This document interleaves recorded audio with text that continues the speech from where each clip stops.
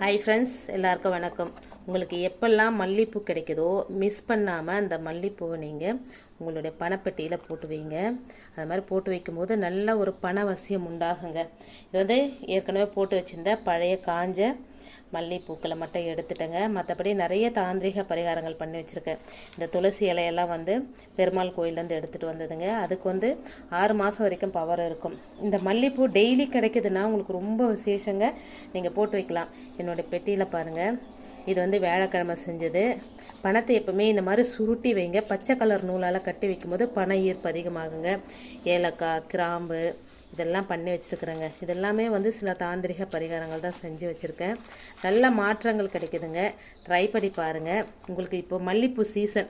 டெய்லியுமே கிடைச்சா கூட டெய்லியுமே நீங்கள் வாங்கி நீங்கள் உங்களோட பாக்ஸில் போட்டு வைக்கும்போது பண வசிய தன்மை ஏற்பட்டுக்கிட்டே இருக்குங்க. ட்ரை பண்ணி பாருங்கள்.